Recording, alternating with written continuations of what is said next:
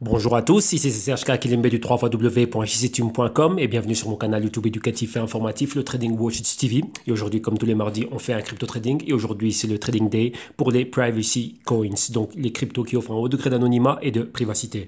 Donc ici, on va se focaliser sur le Dash, sur le Zcash, le Monero et le Verge. Bien évidemment, avant de commencer, je dois vous rappeler que tout ce que je vais analyser, les tests que je vais soutenir et ce dont je vais débattre avec vous ici, donc principalement du price action, que tout ceci n'est que dans un but illustratif, démonstratif et informatif et donc en aucun cas cela doit être pris comme une incitation à trader, spéculer et investir avec des actifs financiers qui sont très volatiles et à rente variable, comme ici le Dash, le Zcash, le Monero et le Verge. Donc avant de placer un trade ou de faire quelque investissement que ce soit, soyez sûr de faire vos analyses, vos recherches et vos investigations très poussées. Et rappelez-vous que votre capital est en risque et méfiez-vous aussi des publicités mensongères sur YouTube ou Internet ou autres endroits qui vous promettraient des retours incroyables au niveau quotidien, hebdomadaire et mensuel. Donc soyez toujours sûr de prendre vos décisions sur base d'éducation financière et je vous rappelle encore une fois que votre capital est en risque. Donc aujourd'hui, l'émission d'aujourd'hui, les news que nous avons nous ont été apportées par Nadi et par Johan et quelques news que moi aussi j'étais en train de collecter. Donc un grand merci à mes deux insiders. Et donc, avant d'aller aux news, ce qu'on va faire, nous, c'est que premièrement, on va regarder ce qu'il y a au niveau de la market cap. Ensuite, on va regarder quelques pièces informatives. Rappelez-vous que ce sont des pièces informatives que l'on est en train de suivre. Pourquoi il est important de suivre les informations? Nous sommes investis dans certaines cryptos, donc notamment Dash, ainsi de suite, et tout ce que vous allez voir ici aujourd'hui. Et donc, on doit savoir comment va l'évolution. C'est pas, bah tiens, j'ai acheté ça en 2014 et ça y est, maintenant j'oublie et ça va être là et je vais être millionnaire demain. Non, il peut se passer tout et n'importe quoi. Donc, on est toujours dans une phase embryonnaire, donc on doit suivre l'évolution. C'est comme un enfant, ben on le suit. C'est pas il est né, ben ok petit, débrouille-toi, mange tout seul, habille-toi seul, lave-toi seul. Non, c'est bien que c'est pas comme ça, on le suit jusqu'à ce qu'il arrive à un certain âge où il peut être indépendant et encore là, ben voilà, hein, il y a des gros bébés encore aujourd'hui qui font d'énormes bêtises. Donc là, ben ouais, c'est exactement pareil. Donc nous, on le suit. Donc on est en train de regarder toutes ces news. On est toujours en train de suivre ce qui se passe au niveau fondamental, les catalystes au niveau des news et qu'est-ce qui pourrait impacter de manière positive ou négative les cryptos dans lesquels on est investi. Donc c'est sur base de cela que l'on prend aussi nos décisions. Donc il est très important de savoir ce qui se passe. Donc voilà pourquoi ce suivi. D'un autre côté, ben, toutes ces vidéos, vous allez les avoir en archive dans notre canal YouTube, le Trading Watch TV.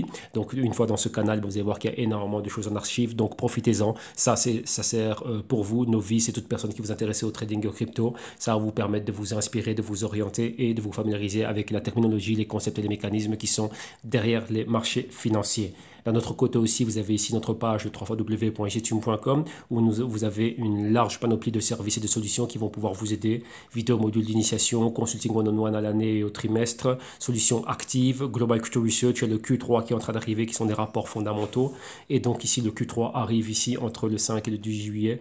Ça va être là les consulting à la carte au niveau mensuel et ici bien évidemment ben, les modalités de paiement. Vous êtes toujours le buy now donc qui est avec via PayPal qui est notre première modalité de paiement et des paiements des modes de paiement alternatifs. Donc là vous avez le paiement crypto, Bitcoin, Litecoin et Dash et paiement via la boutique en ligne ici donc tictail.com, une autre plateforme de paiement sécurisée.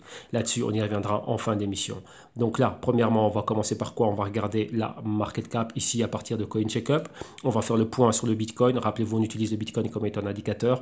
Ensuite, on va regarder les 4 cryptos du jour. On va regarder les pièces informatives. Il y a pas mal d'informations que ça fait déjà un bout de temps qu'on est en train de les suivre. Donc, on va concentrer, on va faire un condensé du tout, voir exactement quelles ont été les plus et l'évolution des choses qu'on est en train de suivre vis-à-vis des cryptos du jour. Et ensuite, on va aller à l'analyse technique et au price action. Donc, l'émission d'aujourd'hui ne va pas être bien longue. Pourquoi? Ben parce que la plupart de ces informations et tout ce qu'il y a, il n'y a réellement rien de neuf, hein, à part qu'on est dans une phase de baisse, qu'on se stabilise un peu dans la baisse, on fluctue. Et donc, voilà. Donc, d'un autre côté, on attend qu'il y ait des choses bien plus importantes au niveau fondamental. Et c'est ce qu'on s'attend. On s'attend tous à voir cela, qui est une injection de capital et qu'on aille vers le haut. Mais rappelez-vous, on n'injecte pas du capital dans quelque chose qui ne fonctionne pas ou dans quelque chose qui n'a encore rien prouvé.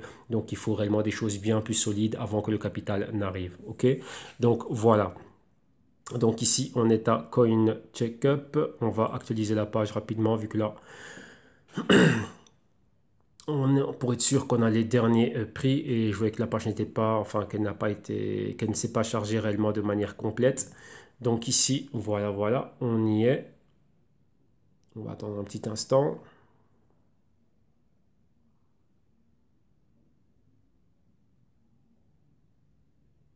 Voilà. Alors, ici, market cap, qu'est-ce que l'on a, qu'est-ce que l'on voit? Bah, attendez, pour est-ce qu'il se recharge encore? Moi, j'ai pas envie qu'il se recharge, je vais voir la market cap totale. Voilà. Market cap, vous voyez qu'on est aux 253 milliards, donc vous voyez qu'on oscille entre les 250 milliards, donc on est vraiment à cheval entre ce niveau, un peu au-dessus, un peu en dessous, quelques milliards au-dessus, quelques milliards en dessous, donc on va dire des variations de 4-5 milliards plus ou moins, et donc voilà. Maintenant, on va directement aller au Bitcoin. Vous voyez, le Bitcoin, on était en dessous des 6 000. On avait atteint les 5 800, 5 700 et même un peu plus bas.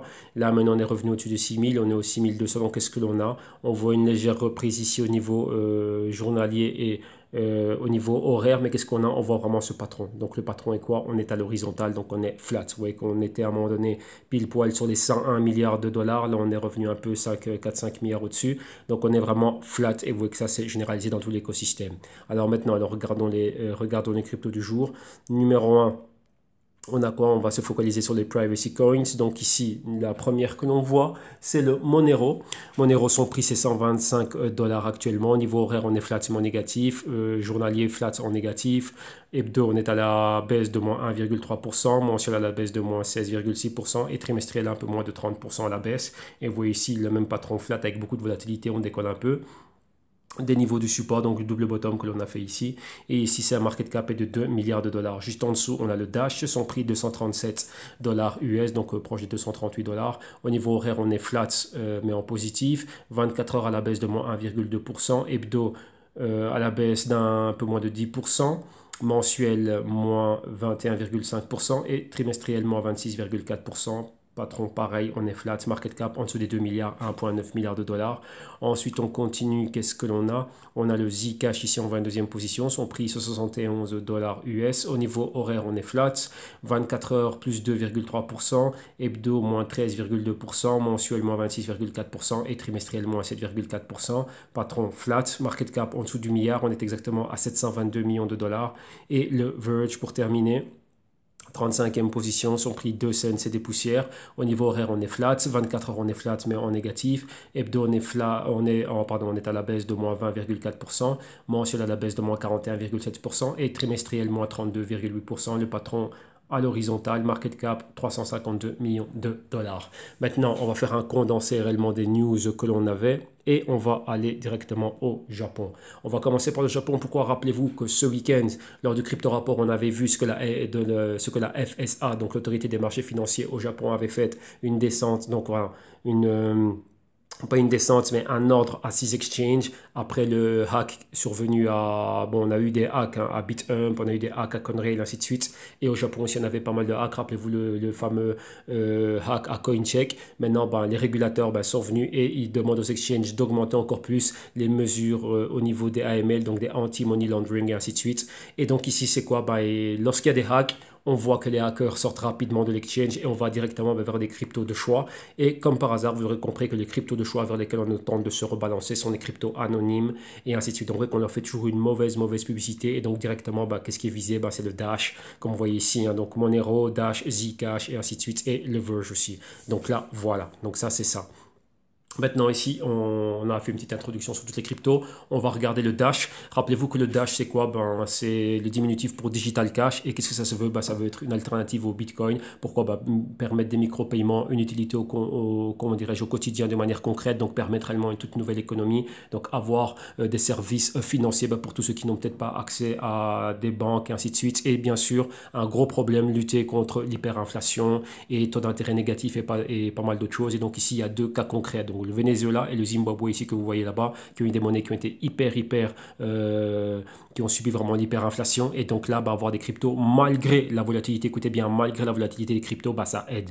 Donc pourquoi? Bah, là, les personnes en moins, elles ont quelque chose qui leur permet d'échanger de la valeur et payer pour des biens et des services. Donc moi, j'ai des clients vénézuéliens qui ont pu me faire des témoignages clés. Même je vous dis, j'ai toujours dit, hein, les premières personnes qui m'ont parlé de crypto et surtout du Bitcoin, c'était mes clients vénézuéliens. C'était une cliente en particulier. Et là, c'était 2014, oui, fin 2014, début 2015, si je me souviens bien. Première personne qui m'en avait parlé, c'est ça. Pourquoi? Parce qu'eux l'utilisaient déjà. Le problème vénézuélien maintenant est arrivé avec son paroxysme. On va dire, on peut toujours faire pire, mais ça n'a pas commencé hier. Ça fait déjà un bout de temps que c'est là. Donc ça fait 4, 5 ans que cette situation, elle était là déjà comme ça. Donc déjà maintenant, aujourd'hui, on a Maduro. C'était déjà comme ça sous Chavez. Donc on avait déjà ces prémices qui étaient en train de se mettre en place. Donc là, il y avait déjà cela. Donc eux l'utilisaient déjà. Et je dis bien, je répète, malgré la volatilité. Ok, donc là, voilà, donc ici, ben, les cryptos ben, servent à faire cela. Et vous voyez ici, le CEO de Dash parle de comment est-ce que les cryptos peuvent changer des vies et comment est-ce que ça peut améliorer la situation de certaines personnes dans ces régions-là, dans ces pays-là qui ont des monnaies qui ne valent pratiquement plus rien. Donc je fais comment pour vivre moi et ma famille, ainsi de suite, payer pour des biens et des services, ben, les cryptos sont là et on a le Dash là. Vous voyez que là maintenant, comme il le dit, le Dash ici est réellement, le cas vénézuélien et le cas du Zimbabwe, c'est ça qui propulse réellement le Dash. Donc le Dash, on est réellement en train d'utiliser par rapport à ces choses-là. Ok, donc ça, voilà, ici pour Dash.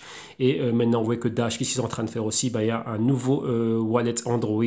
Donc, c'est le Dash Copay Wallet qui va être lancé bientôt. Donc, ça, voilà, c'est encore une chose positive. Donc, c'est quoi? Encore bien plus d'adoption. Encore un wallet qui va nous permettre de stocker des Dash. Donc, pour ceux qui sont investis dedans et ainsi de suite. Donc, avec ça, ce sont des genres de choses que l'on veut voir. Dash est une crypto avec une équipe très sérieuse. Ils font un très bon travail, mais je trouve qu'ils sont au niveau même pas de la communication, mais on ne met pas trop en avant. Donc il y a, comme pas mal de personnes le disent, vraiment sous-évaluer cette crypto, hein.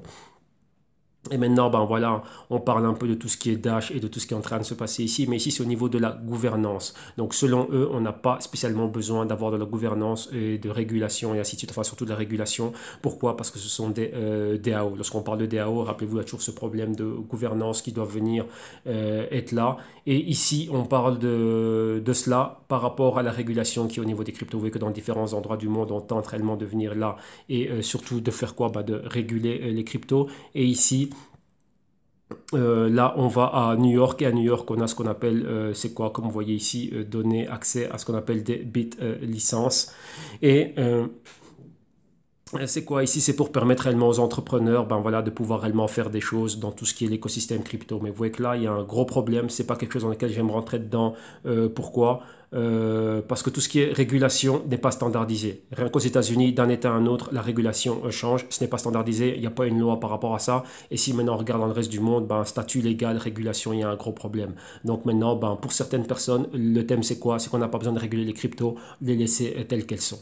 Mais maintenant, il y a d'un autre côté, il y a un problème. Pourquoi? Par rapport à tous ceux qui veulent venir investir et ainsi de suite. Si ce n'est pas régulé, les investisseurs et les particuliers qui tenteraient de rentrer dedans ne savent pas où aller se plaindre. Donc là, il y a un gros problème. Et donc, vous voyez que là, ça pose problème à travers le monde. Mais en gros, voilà, pour certaines personnes et surtout ceux qui sont dans l'écosystème crypto, pour eux, non. Et là, ici, c'est le cas du Dash. Dash est un DAO, donc une organisation autonome décentralisée qui a sa propre autogouvernance et qui, pour elle, tiens, on n'a pas besoin d'être réellement régulé ni d'opérer dans des marchés régulés et ainsi de suite. Le tout se fait de manière carrée à travers notre réseau et la structure que l'on a dans notre réseau. Donc, Dash avec ses masternodes et ainsi de suite. Mais ouais, ça, encore une fois, c'est un cas isolé. Ce n'est pas le cas de toutes les cryptos. Donc ici, vous voyez que c'est problématique. Pourquoi? Parce que d'une crypto à une autre, d'un endroit à un autre, d'une province ou d'un état à un autre ou d'un pays à un autre, tout change. Donc là, voilà, c'est bien de le savoir. C'est un thème qui va toujours être là, mais vous voyez que c'est un véritable chaos. Donc là, on passe. Donc là, c'est fini avec Dash. Maintenant, on va regarder ce qui se passe avec Zcash. Et Zcash, on parle de quoi? Overwinter. Et Overwinter, ce serait quoi? Une actualisation. Écoutez bien, c'est une actualisation du software, donc de la plateforme, donc du programme, mais si elle n'est pas, rappelez-vous, hein, voilà, on vient de toucher le thème de, même pas régulation, mais de gouvernance, si elle n'est pas acceptée par tout l'écosystème Zcash, ça peut nous donner quoi? À une bifurcation, donc une autre version du Zcash, vu qu'il y a un bloc déterminé auquel cela va avoir lieu, voilà, au bloc numéro 347 500, et je pense que c'était maintenant, hein, c'est le 25 ou je sais pas quand que ça devait avoir lieu, et si cela est rejeté, qu'il y a une partie de l'écosystème qui refuse cette actualisation, ça va nous créer une bifurcation. Donc là, voilà, le Overwinter, on verra ce que ça va donner, mais ça, c'était l'événement majeur par rapport au Zcash. Donc là, on revient encore dessus. Donc encore une fois, Overwinter, une fois, deux fois, mais vous voyez qu'il y a différents auteurs, différentes pages spécifiques crypto qui parlent dessus avec les biens et enfin le pour et le contre, hein, donc c'est vraiment par rapport à ça. Donc tout ce qui va pouvoir se passer par rapport au Zcash. Donc là, c'est important de savoir que ça, c'est ce qui se passe maintenant. Moi-même, j'ai du Zcash. Donc voilà, hein, donc par rapport à ça, on va voir comment est-ce que cela va impacter cette blockchain, comment dirais-je, d'un côté positif ou d'un côté négatif. Normalement, des actualisations, ce sont des choses positives. Pourquoi? On vient améliorer le système, améliorer la plateforme, mais comme vous rappelez-vous ici, c'est décentralisé, donc au niveau de la gouvernance, ça pose toujours problème. Donc là, voilà, s'il y a quelques individus qui se disent, tiens, nous, on n'aime pas ça, ils vont bouger et créer leur propre version. Donc ça, voilà, ça c'est un gros problème. Ça, mais bon, voilà, en gros, c'est quoi? Maintenant, bon, on va rester au niveau du Congrès, on va rester aux États-Unis et vous voyez que ce problème au niveau des cryptos anonymes, ben, qu'est-ce qu'on a? Ben, on a des membres du Congrès qui aimeraient que l'on fasse, qu'on soit bien plus dur avec ce genre de cryptos-là. Et bien sûr, ben, ce sont toujours les mêmes cryptos qui sont visés, donc Dash, Zcash, Monero et ainsi de suite. Et principalement, ben, d'un côté, on peut comprendre pourquoi ben, les crypto-jacking qui ont eu lieu, lorsqu'il y a des hacks directement, les personnes qui tentent, enfin les hackers tentent d'être là, de se rebalancer vers des cryptos anonymes. Et encore une fois, d'un autre côté, ben, juste le fait d'avoir crypto et le mot anonyme et privé associé à cela, ben, voilà, on pense directement aux acteurs, on pense directement au côté négatif, mais cela ne doit pas réellement aboutir qu'à cela. Donc il y a bien plus que cela, il y a bien plus de choses qui peuvent être faites grâce à ces cryptos. Regardez bien que JP Morgan a utilisé le Zcash pour son quorum.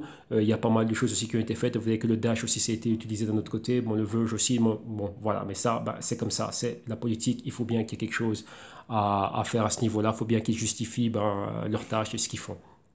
Mais bon, continuons. Maintenant, on parle du Zcash et l'adoption du Zcash. Et on voit qu'il y a eu un festival, donc le Porkfest, qui est un festival qui se déroule bah, dans les champs en plein air. Hein. Et là, il y a pas mal de, comment dirais-je, il y a pas mal de marchands bah, qui ont commencé à accepter, bah, lors du festival, je pense que ça a lieu maintenant, qui ont accepté des paiements en quoi? En Zcash. Donc bien sûr en crypto, mais Zcash est l'une d'entre elles. Donc là, bah, voilà, vous voyez que là aussi, on peut payer avec cela, bah, que c'est aussi accepté. Et autant qu'un Dash, autant qu'un Monero, autant que quoi que ce soit, bah, ce sont des cryptos aussi donc, qui servent aussi à effectuer des paiements. Donc ici, ben, voilà, festival et paiement ici en Zcash. Maintenant, on va s'intéresser à une entité qui fait couler pas mal d'encre. On n'en parle pas énormément, mais c'est une entité qui est, je ne veux pas dire dangereuse, mais qu'il faut toujours l'avoir dans son collimateur, c'est Bitmain.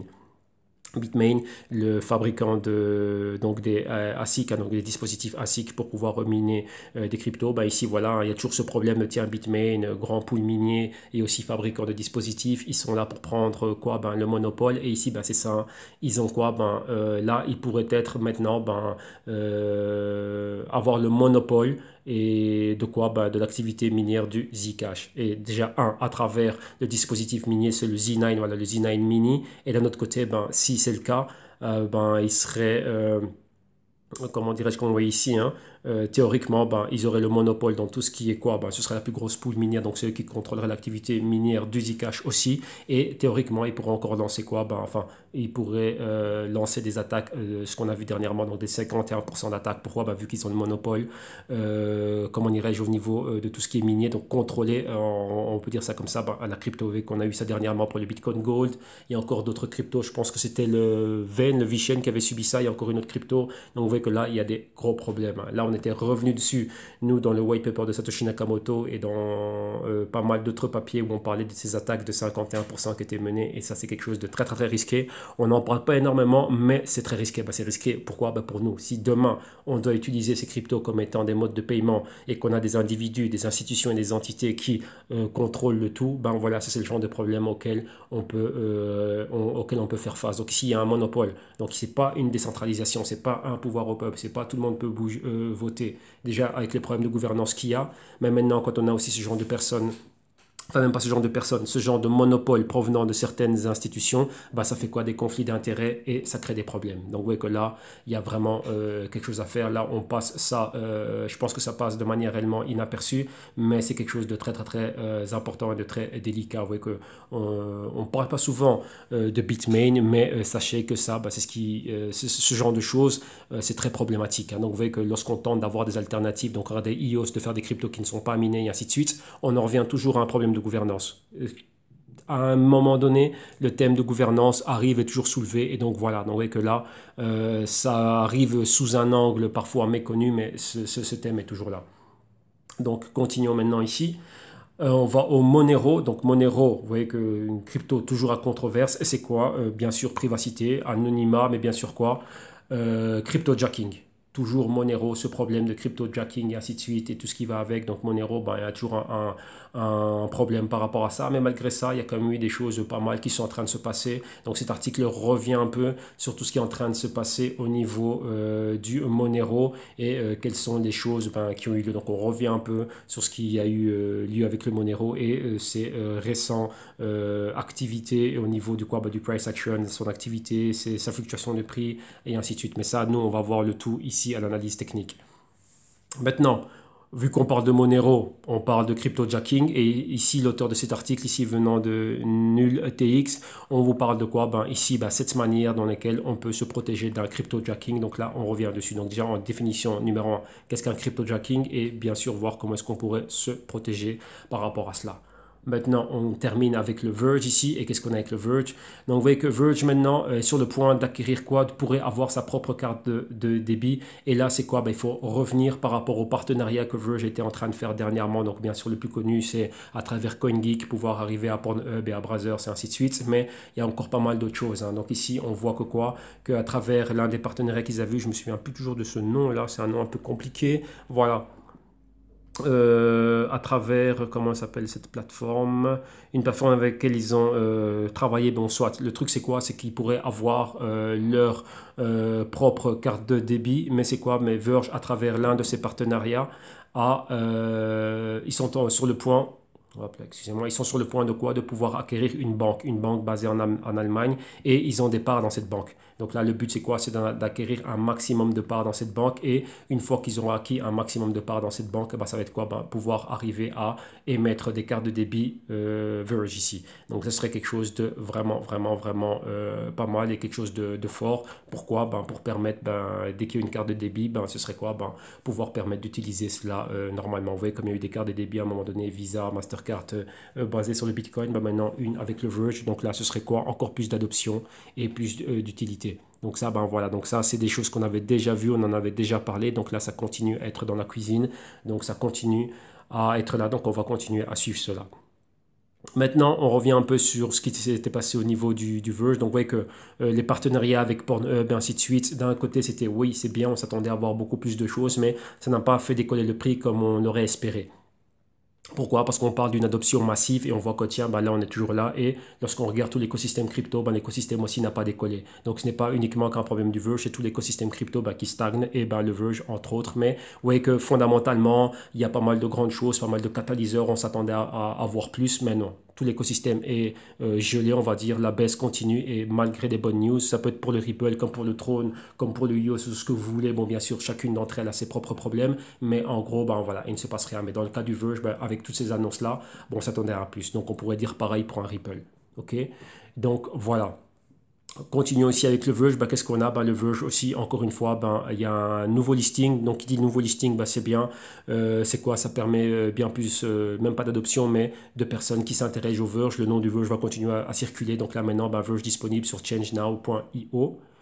Et maintenant, dernière news ici au niveau du Verge. Bon, on revient sur le Verge et tous ses partenariats qu'il a fait en 2018. Donc, ouais, depuis le début de l'année jusqu'à aujourd'hui. Et on voit que Verge, ben, c'est ça, hein, les cryptos, tous ces projets ben, doivent avoir des partenariats. Pourquoi? Ben, tenter de pénétrer des industries où il y aurait une utilité. Donc, ici, on pense toujours à tout ce qui était quoi, l'industrie du divertissement pour adultes, Pornhub, Brazzers, et ainsi de suite. Et encore pas mal d'autres choses, hein. Donc, Token Pay, et il y avait quoi encore avec Verge?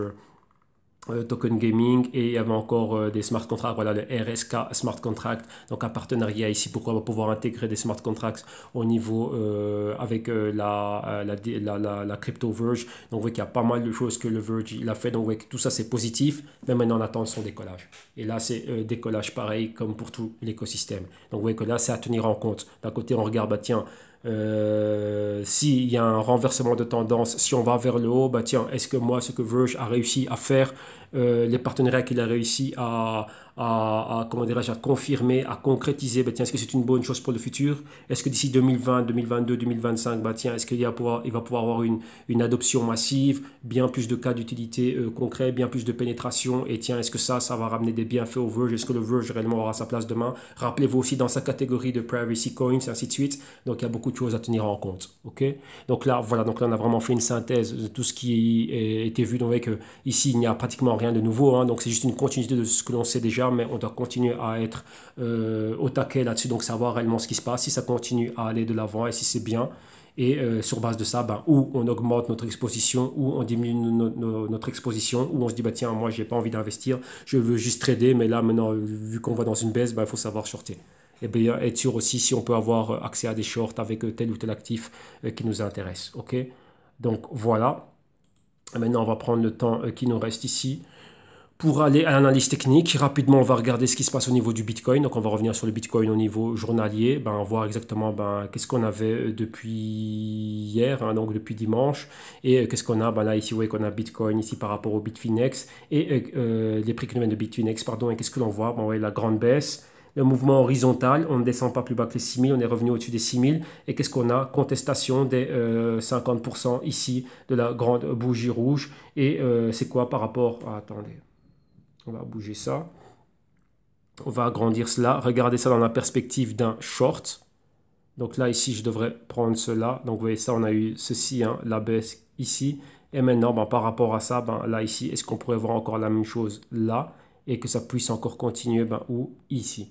Donc, est-ce que ici, je vais continuer à avoir cela et que ici, une fois qu'on a atteint, par exemple, les 50% de retracement, rappelez-vous, on a commencé le mouvement ici au 6800, descendre vers les 6000 et maintenant, retracement, c'est quoi? Interaction avec les moyennes mobiles. Regardez bien, on est loin, on est éloigné de la moyenne mobile de 7 jours, 15 jours et ici 20 jours. Donc là, on va vers une interaction avec la moyenne mobile de 7 jours, tout simplement, c'est ça. On était short ici, on recouvre notre short.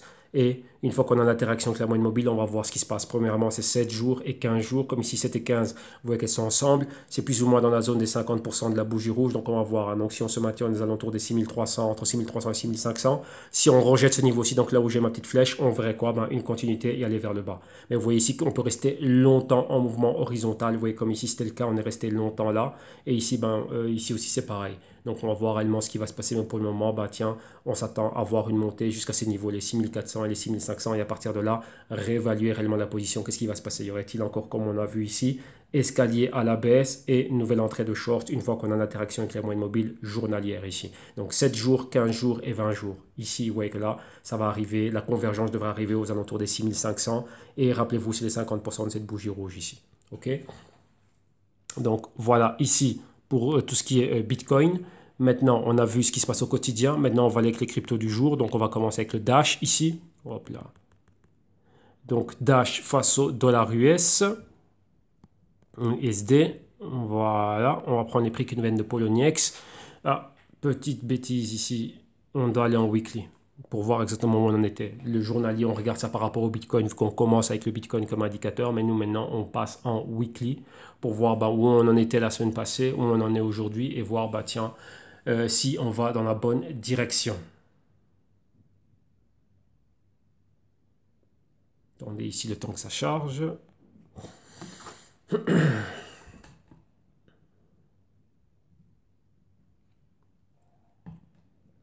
Voilà, voilà. Ici, DASH. Qu'est-ce qu'il a à m'écrire? Tout et n'importe quoi, celui-là. Voilà, USD. Voilà. On y va. Allez. Voilà, là on a le Dash, les prix qui nous viennent de Poloniex. Et maintenant, qu'est-ce qu'on a rappelé? On avait déjà enlevé le Fibonacci puisqu'on avait annulé complètement notre mouvement. Et ici, c'est quoi? On regarde le stochastique rejet au niveau du marqueur des 50. On est en sous-évaluation. Et ici, on va aller rapidement. Qu'est-ce qu'on a? Rappelez-vous, ici on est en weekly. On avait quoi? Déjà, en dessous de la moyenne mobile de 52 semaines, vous voyez, une fois, là on est revenu au-dessus et là, boum, on est vraiment en dessous. Donc vous voyez que ça fait pas mal de semaines, plus de 2 mois déjà qu'on est en train de baisser. On avait cet ancien niveau ici de résistance, pardon, de support. Ici encore support, on est encore bien plus bas. On a maintenant atteint quoi? La moyenne mobile de 104 semaines. Convergence 104 semaines et 4 semaines. Ici, c'était aux alentours des 250 dollars et on est là, on est en dessous. Donc, vous voyez qu'on a ça. Maintenant, on a une ligne dorée ici qui nous montre une ancienne résistance, maintenant support. Et c'est le niveau des combien? C'est un niveau psychologique, hein, ce sont les 200 dollars. Donc là, on a ça. Donc vous voyez que là, il n'y a pratiquement rien à signaler ici. Malgré tout ce que l'on voit, on continue à baisser et on continue d'aller vers ces niveaux, là, des niveaux bien plus bas. Donc ici, on pourrait continuer à baisser. On voit que les autres moyennes mobiles ont une inclinaison. Elles vont à 45 degrés vers le bas. On est toujours en sous-évaluation avec une future convergence, donc on pourrait arrêter l'hémorragie ici, mais se maintenir à ce niveau-là. On a déjà atteint notre target qui était la moyenne mobile de 104 semaines et on y est maintenant. On aura une future convergence, donc on va voir ici ce qui va se passer. Donc là, on pourrait quoi? Descendre et toucher, à ne fût-ce qu'avec une mèche, la zone des 200 dollars. Donc ça, c'est un niveau très, très, très psychologique. Donc voilà pour le Dash. Donc ici, on va continuer. On va aller au Zcash. Donc Dash, Zcash, ZEC-USD. Voilà, voilà, les prix aussi qui nous viennent de Poloniex. Et ici, qu'est-ce que l'on a? Et ici, notre Fibonacci, on va pouvoir l'enlever. Pourquoi? Regardez le mouvement qui a commencé au mois d'avril. On s'est stoppé ici au marqueur des 50, rejeté, retourné à la baisse. On a annulé complètement la hausse. Donc Fibonacci ici aussi, on peut quoi? Ben, nous, on peut le bouger. On a annulé cette hausse. Donc on est revenu exactement au point où on était. Et ça nous fait un multiple bottom. Qu'est-ce que ça veut dire? Multiple support. Support une fois, support deux fois, support trois fois, support quatre fois. Et ici, en zone de sous-évaluation, comme c'était le cas là. Donc, on a annulé complètement ce mouvement haussier. Vous voyez ici, les moyennes mobiles ont une inclinaison, la plupart de 45 degrés, entre 20 et 45 degrés d'inclinaison vers le bas. Donc, vous voyez qu'on est toujours dans le sell side. Et donc là, on reste là. Donc là, maintenant, bah, tiens, encore une fois sur le support. Vous voyez ici, il nous manque quelque chose. On a la moyenne mobile de 52 semaines, mais on n'a pas d'information sur celle de 104 semaines. Donc là, probablement, elle doit être bien plus bas. Mais bon, manque d'informations, on n'a pas accès à cela. Mais bon, ce n'est pas grave, on va essayer des anciennes résistances et supports. Et vous voyez qu'on est parfaitement sur les anciens supports. Et ici, on a un niveau clé en tête. C'est quoi? Bah, c'est le niveau des 150 dollars. Vous voyez qu'on a ici, on a des 158. Donc 150, on n'est pas très loin. Donc voilà ce que l'on a. Si on descend plus bas, rappelez-vous, regardez toujours ce qu'il y avait sur notre gauche et on avait quoi? Ben, un niveau ici au 125. Donc on va dire 150, 125, 100. Donc tous les 25 dollars, ben, on s'attend à ce qu'il y ait quelque chose. Tout simplement, c'est ça. Donc vous voyez ici, il n'y a pas grand-chose à commenter. La baisse s'est arrêtée tout simplement. Pourquoi? On est éloigné de la moyenne mobile de 4 semaines. Donc ici, on pourrait voir quoi?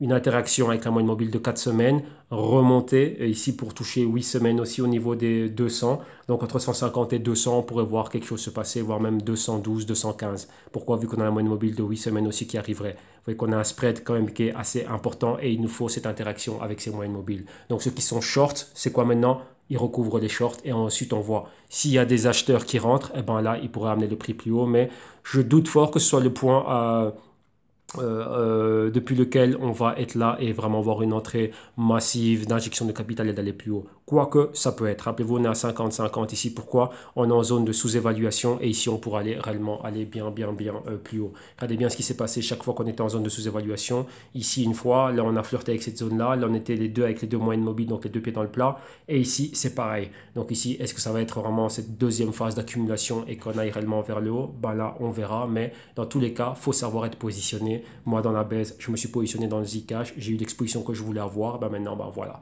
Là, c'est assez, on verra. Si on continue d'aller plus bas, on va réévaluer cela. Ok, mais ça c'est l'exposition dans les privacy coins, donc notamment moi personnellement c'est Zcash et le Verge.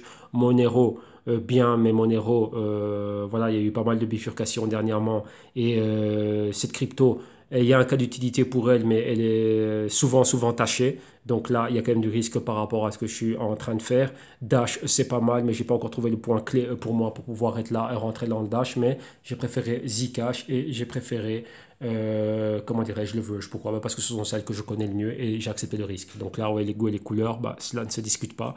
Chacun fait ce qui fonctionne pour lui. Bah, pour moi, bah, là, c'est là où j'ai choisi de mettre du risque, d'accepter le risque. Donc voilà, donc on a eu le Dash, le Zcash. Maintenant, on va au XMR, le Monero. XMR face au dollar US. Voilà, là on y est. On va prendre les prix qui nous viennent de Poloniex. Voilà. Et ici, on y est. Donc là, vous voyez, ici, toujours en zone de sous-évaluation. Fibonacci, on a déjà enlevé vu qu'on est déjà, comme vous voyez ici, en dessous de la moyenne mobile de 52 semaines. Rappelez-vous, la clé, c'était quoi? Aller en direction de la moyenne mobile de 104 semaines. Vous voyez que là, on a atteint pratiquement cette zone. Short covering, pourquoi? Être en action avec la moyenne mobile de 4 semaines. En dessous du niveau d'ancienne résistance, on a un niveau ici de support. Donc là, vous voyez que si on continue, on peut atteindre ce niveau-là. Mais premier support, c'est notre moyenne mobile de 104 semaines. On a atteint ce niveau-là. On est à 125 dollars exactement. Donc un niveau plus bas qu'on avait atteint, c'était quoi? C'est le niveau pratiquement des 100 dollars ici. Donc vous voyez qu'on est là. Donc on a pile poil la moyenne mobile qui est tout juste dessus sur ce niveau-là. Et rappelez-vous, c'est une zone. Donc c'est 100 dollars ici. Vous voyez qu'on est plus ou moins au 105. C'est dans cette zone-là. Donc ça peut être 5 dollars au-dessus, 5 dollars en dessous. Mais dans cette zone-là, on y est. Maintenant, après, on va voir si on va vraiment avoir une interaction complète, c'est-à-dire quoi? Avec une clôture au niveau des 100 dollars. Mais là, on était arrivé dans cette région-là. Et vous voyez ici qu'on a quoi? Un patron de retournement pour le moment, comme c'était le cas ici, mais c'est quoi? pour avoir une interaction avec la moyenne mobile de 4 semaines. Regardez, il y a un spread ici entre 4 semaines et 8 semaines. Donc là, c'est ce qu'on voit, mais le spread est très important entre 52 semaines et 104 semaines. Et vous voyez qu'une fois qu'on était en dessous, on allait directement vers cela. Donc ça, c'est quelque chose que on n'a pas été surpris de voir cela. On s'y attendait et vous voyez qu'on était dans cette zone-là, dans cette région-là. Ok, donc ici, pareil. Monero, comme tout l'écosystème, ça continue à aller vers le bas. Ici, short covering, on s'attend à quoi? Ben, interaction avec la moyenne mobile de 8 semaines. Donc ici, une montée au-dessus des 130, 140 et on va voir à quel niveau est-ce qu'il y aurait cette interaction entre le prix et la moyenne mobile de 8 semaines ici. Donc on s'attend à quoi? On a une ancienne résistance, donc là maintenant ça va être ça. Donc ça va être quoi ici? Les 140. Donc là ben, on peut voir une montée vers les 140. Et on va finir avec le XVG, donc le Verge ici. Voilà, et le Verge par rapport au dollar US. Et là, on va prendre les prix qui nous viennent de HitBTC. Et voilà, ici, on est là. Pareil, on a le Fibonacci, ben, ouais, le Fibonacci, on peut le bouger. Pourquoi on a annulé le mouvement haussier qui avait commencé ici au mois d'avril? Marqueur des 50 du stochastique, rejeté, retour en zone de sous-évaluation. Et ici, retour sur le support. Donc, support une fois, support deux fois. Et voilà, là, on y est. Donc, tout simplement, ben, c'est ça, on a annulé le mouvement haussier. Donc là, on est retourné dans les plus bas. Donc là, bah, c'était quelque chose de magnifique, vu qu'ici, bah, lorsqu'on voit le Verge, rappelez-vous, moi je dis, c'était dans cette baisse ici que je voulais rentrer, j'ai déterminé un capital. Le capital est là, bah, voilà, sur base de mes paramètres de négociation, donc avoir le prix plus bas, bah, ça a été fait. Et voilà, les accumulations, j'ai accumulé ce que je pouvais accumuler. Bah, maintenant, on arrive à un point clé. Revenir ici sur cet ancien support, bah, chose qui a été faite. Et maintenant, on va voir si ici, on va réellement continuer à se retourner. Donc ici, on a support une fois, support deux fois. Regardez bien, on avait un pointeur ici. On a validé ce pointeur. On avait la baisse ici, on est revenu à ce niveau-là. Et maintenant, vous voyez, on recommence le tout. Est-ce qu'ici, après qu'on ait eu cette convergence en zone de sous-évaluation, est-ce qu'ici on va avoir l'interaction avec la moyenne mobile de 4 semaines? Et est-ce qu'ici on va redécoller comme on a redécollé ici fin mars, début avril? On verra. Mais là, chose étant, c'est qu'on est revenu sur des plus bas. Et ben moi, le projet m'intéressait, je voulais être dedans sur base de mes négociations, donc sur base comment dirais-je, des prix qui m'intéressaient. Ça a été chose faite. Et donc voilà, maintenant, bah, je suis satisfait. Donc j'ai pu accumuler dans la baisse. Et maintenant, bah, on va voir comment on va évoluer à partir d'ici. Ok, donc là, il y a pas plus à, il y a rien de plus à dire, hein. Maintenant, vous voyez que sur base des news que l'on a, on sait quelles ont été les choses clés que le Verge a faites et qu'est-ce qu'on attend du futur et comment et qu'est-ce qu'on veut voir, qu'est-ce qui doit être concrétisé. Donc maintenant, c'est l'histoire de la banque avec les cartes de débit et ainsi de suite au niveau du Verge et voir plus de pénétration avec Pornhub, Brazzers et toutes ces choses-là au niveau de l'industrie pour adultes et réellement, bah tiens, qu'on voit qu'on puisse avoir des rapports trimestriels ou quoi que ce soit bah, qui nous montrent l'adoption au sein de ces plateformes-là, combien de personnes réellement sont en train d'utiliser le Verge comme paiement, est-ce qu'il y a vraiment une demande par rapport à ça? Eh ben, c'est ça qui va être fort. Ouais, là maintenant, ben, c'est déterminer la valeur au niveau fondamental. Si fondamentalement, ben, il y a une demande, rappelez-vous, tout ça c'est offre-demande. S'il y a beaucoup de demandes dans une industrie clé et que le Verge, dans la masse, donc, dans cet écosystème-là, donc dans cette industrie, donc l'industrie du divertissement pour adultes, il y a un certain capital. Donc là, c'est ce qu'on appelle la market cap de cette industrie. Et là-dedans, maintenant, c'est quoi? Qu'on utilise le Verge comme étant un moyen de paiement, donc par rapport au Visa et Mastercard traditionnels, carte de crédit pour des souscriptions, pour des vidéos, pour des articles, coquins, tout ce que vous voulez. Ben maintenant qu'une partie de cela est repartie en Verge, donc c'est-à-dire, imaginez-vous, ben c'est ça, hein. On va rapidement faire un petit schéma ici. Imaginez-vous, ça, c'est cette industrie. OK? Dans cette industrie-là, bah, il y a pas mal de choses, hein. Donc, il y a tout ce qui est vidéo, il y a tout ce qui est show et il y a tout ce qui est article. OK?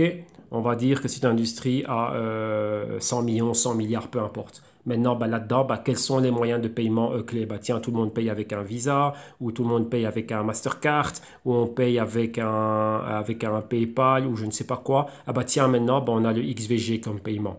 Et donc, dans ces 100 millions-là, ben voilà, les paiements viennent premièrement, on va dire que si c'est, on va dire qu'il y a 50% de Visa, on va dire qu'il y a PayPal après qu'il y a 25% et 25% de Mastercard. OK, ben maintenant le Verge doit venir quoi? Ben, remplacer les autres moyens de paiement.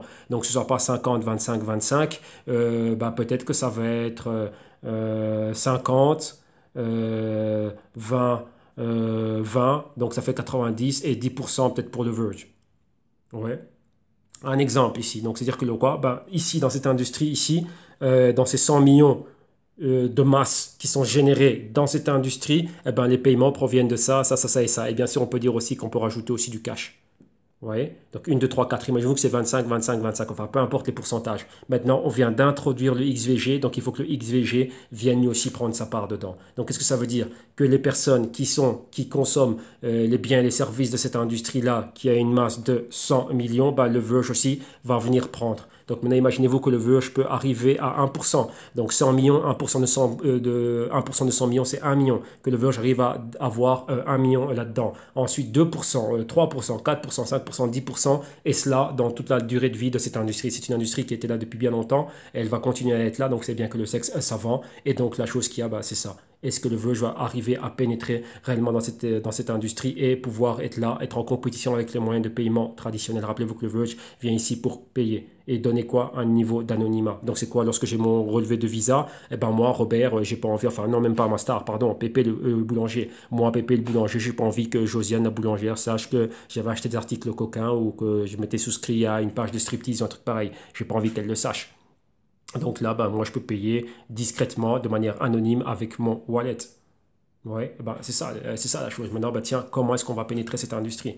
Ouais, cette industrie a une market cap et on va dire il y a des tenants, donc on va dire qu'il y a une demande directe pour avoir accès aux biens et services de cette industrie. Bon, on a recours à Visa, Mastercard, PayPal, ainsi de suite. Alors maintenant, bah, tiens, on a intégré le Verge. Maintenant, parce que le Verge va pouvoir maintenant être là et rentrer dedans et prendre des parts à Visa, Mastercard et à PayPal. Et qu'après, il y ait bien plus de demandes au niveau du Verge, vu que c'est bien plus effectif, rapide et anonyme ici. Donc avec là, on a un cas. Donc c'est sur base de ça qu'on doit se dire, bah, tiens, comment est-ce que le Verge va pouvoir progresser là-dedans?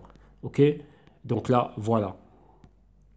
Donc ici, c'est tout pour aujourd'hui. Cette vidéo, vous l'aurez bien sûr dans le canal YouTube. Et bien sûr, ben, pour ceux qui en veulent plus, qui veulent aller de l'avant dans leur initiation et ainsi de suite, et ben, vous venez au www.institume.com. Vous avez des vidéos modules d'initiation. En cliquant ici, vous allez avoir le programme.